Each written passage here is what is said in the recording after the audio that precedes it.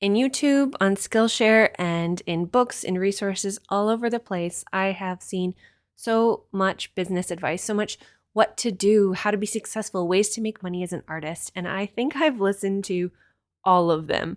It's almost been a form of procrastination. Anyway, in this video, I'm going to talk about what not to do, and it's more of a story from personal experience, what I have been doing wrong in the last couple of years, how it's been harming me. And don't worry, it's not going to be all negative, because I also want to talk about what's been working and what I hope to do more of come in 2023. So in this next year and going forward.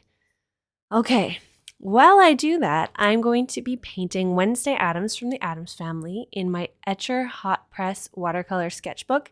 It's from the 2021 Signature Series, and I got it for Christmas last year. I'm just breaking it in now, and as you'll remember, I had a no-buy all of last year, and I tended to still hoard things. So, goal that I have for 2023, continue to use the hoard. This is part of it. Now listen to some tape sounds.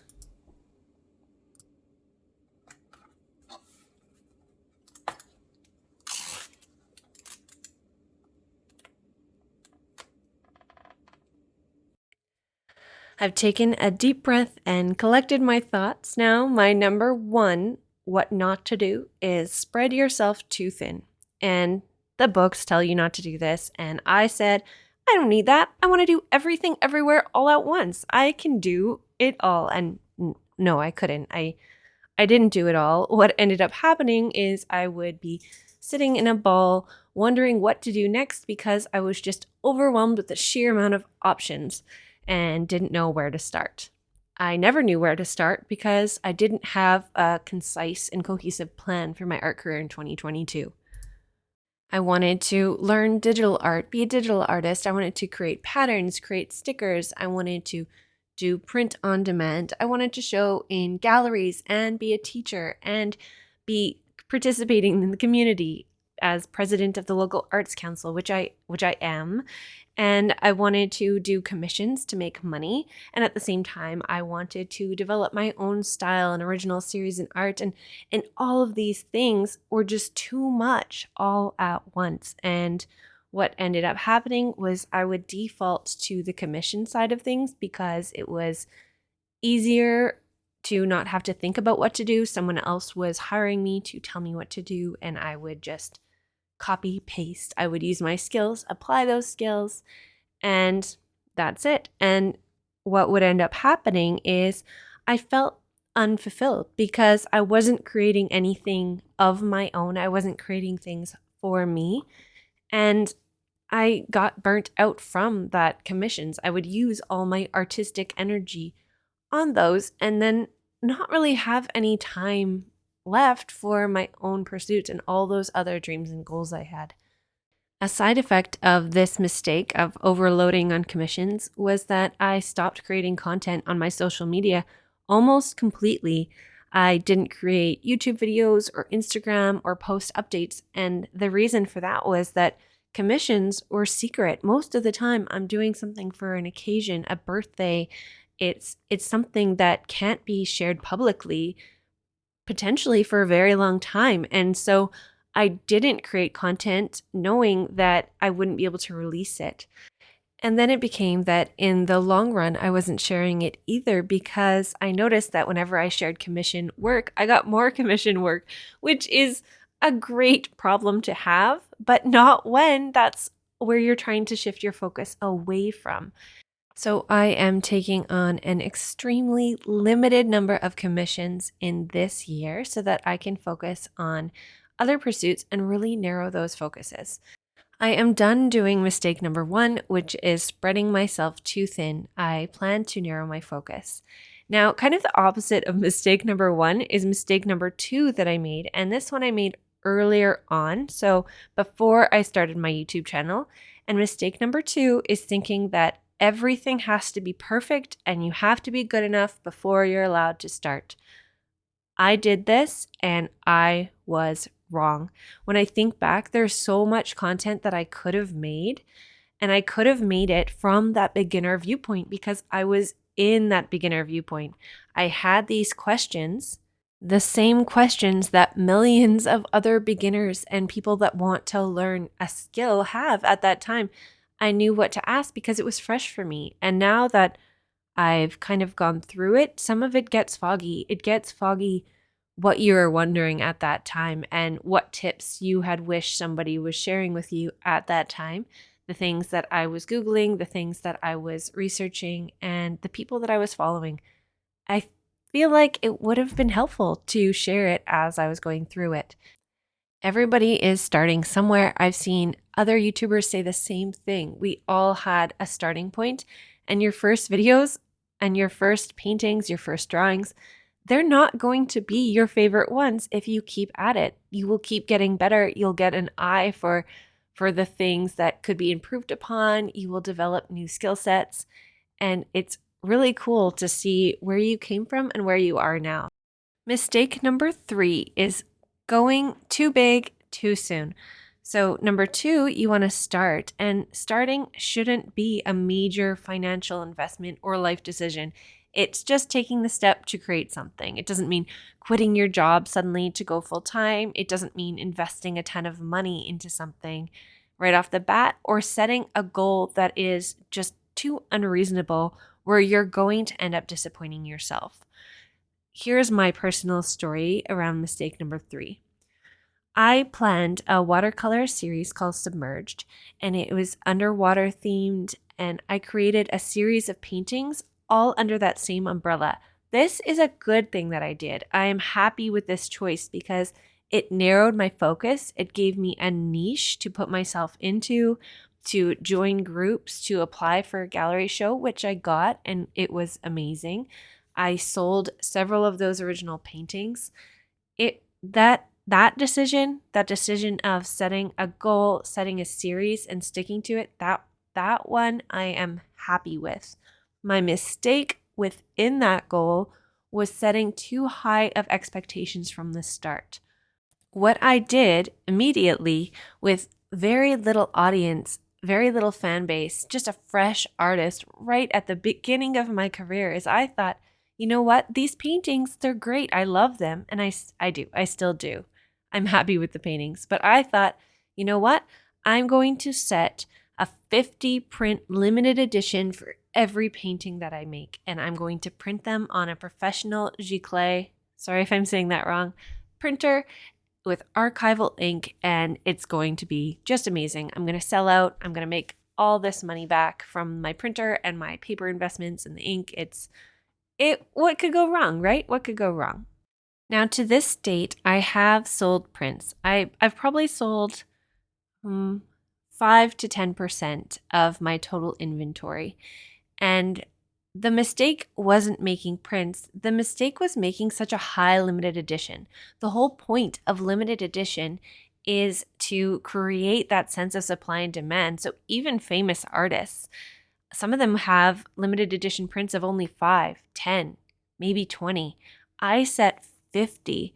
So that is a really high goal to sell limited edition prints for a budding artist. And what that means is that I have sitting inventory. I have this pre-decided investment. I've already written 1 out of 50, 2 out of 50, 3 out of 50 on the prints that I've sold. I've signed them. I've signed the back. I have set this standard for the type of paper, for the way that I present it, ship it, all of those things. I have to do that times 50, times 8. It was around the 8th painting that I realized I can't keep this up because as long as it's a limited edition, I have to have the rest of those paintings for available on sale. And maybe some of them don't meet that 50 painting demand. Maybe it will take forever. And do I have to have them sitting on my website going stagnant for that long? I feel like in hindsight, it would have been far more beneficial to me to set a smaller limit on those first prints. Making it 5, making it 10 at max would make it so that those sell out. An alternative to limited edition prints, which is something that I am going to try and pursue in 2023, is more of those unlimited sales on a variety of platforms. And what I mean is making digital downloads, uploading to print and demand sites. So there's a few benefits to this that I'll update you on how this goes in the future. But for now, this is a goal because the benefits are that I don't have to manage all my own inventory. So that means I don't have to have all those prints on hand. I don't have to do all the shipping. I can use drop shipping companies. I can, with digital downloads, the client prints their own. So as long as I have a good licensing type of disclaimer where it's only for personal use, then I can sell an unlimited quantity to an unlimited amount of people for a cheaper price. And it takes the physical labor off myself, as well as I can add or remove from my website, my sales pages, my Etsy at will. So if something's not fitting my current style or current goals, then it doesn't have to sit there waiting. I can do whatever I want with it. So mistake number 1 was setting that lofty goal too early in my career. Now, do I still hope that I can sell those 50 of each in the long run? Yes, 100% I do. But I do regret going so high, flying too close to the sun right off the bat. Mistake number 3 was overcommitting early on and before you know the supply and demand of something. Then mistake number 4 is being inconsistent. And I think this is part of why I didn't create that demand for my supply, is that I was so extremely inconsistent. In 2022, I did have things going on. Some of them were wonderful things like traveling with my family, and some of them not so wonderful, like health issues that came up in my family. Between the two, I had huge gaps where I stopped posting and sometimes stopped creating, but mostly I just stopped filming what I was doing. I stopped making sure that I was sharing bits of me. And when as an artist, you are your brand. If you're not getting out there and not sharing on a consistent basis, it's almost like going invisible. I went invisible. There's so much to look at online. There are so many people to follow that going invisible was really damaging for me. It put everything on pause, and when I started again, it made it a slow start. It's so much easier to be consistent. I don't mean it's easier to create consistency. What I mean is it's easier to keep your following, keep your community, keep that attention and that momentum that you have when you're being consistent. And something that I'm learning is to not seek the immediate gratification. So the mistake I would make with being consistent is that I would make it, share it. It was done. As soon as I finished something, I would post it. And I was just too excited. I needed to show the world. But then what ended up happening is, like any artist and any creator, with life, it ebbs and flows. You're going to have periods where you're creating a lot. You're going to have gaps where you're not creating very much for whatever reason. And the consistency bit comes in spreading it out. So this year, and what I've been trying to do in the last month already, hopefully you've noticed if you follow me on other platforms, is I am creating and waiting to share. I'm spreading out my content. That way, hopefully I can prevent burnout as well, because I will have things in the back burner. I can, what's that called? Oh, batch. I can batch my work. So I can create several reels in one day, or take several versions of an image or art that I've done and share it in different ways across different platforms over time, and spread it out so that I don't constantly feel like I'm either creating in this manic process and then falling into a deep slump. I would much rather be predictable and reliable over time. Having said that, this YouTube video took me 1 day to film, 2 days to edit, and 1 day to create the voiceover during. In those days, I did art in the evening, so I still painted for myself and I planned for the future. But I know already that I won't be making a ton of YouTube videos. I don't want to overcommit, like one of the mistakes I made in the past, spread myself too thin with having too many various goals, or be inconsistent. And that could all happen if I make too high of a promise for YouTube. So my goal for 2023 is 12, which is lofty compared to last year because I think I made 3, maybe 4 videos last year. So I do want to increase my production on YouTube. That is a goal that I have because I want to focus on making more of what I'd like to create and seeing where that leads me. Mistake number 5 is a really personal one, but one that many people probably struggle with in various areas of their life. And that one is staying busy but not productive. And it's the quality of the way I use my time. Not all work is going to help me achieve my goals, and that's something that I'm learning is having a focused effort on what I want to achieve.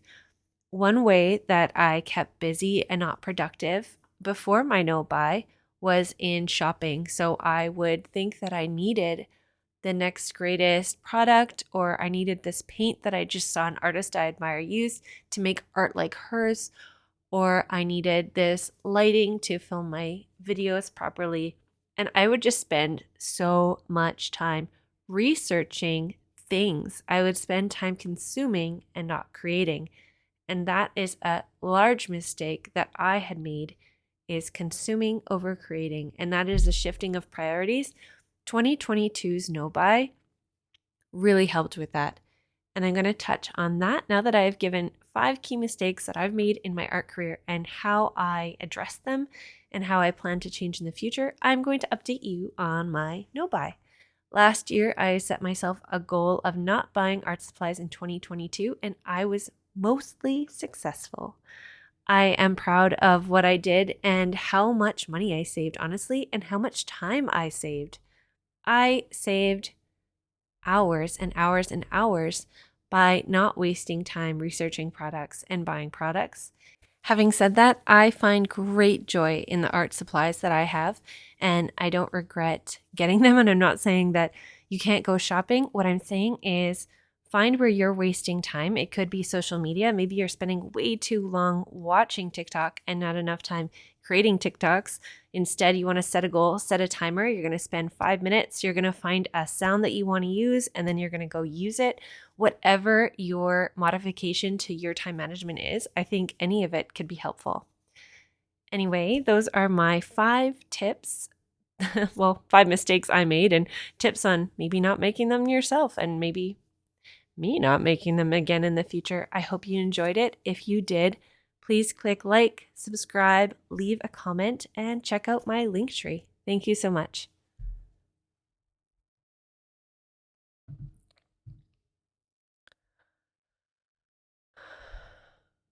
Oh shoot, I forgot to press stop. Okay, bye for real. For real this time. Bye.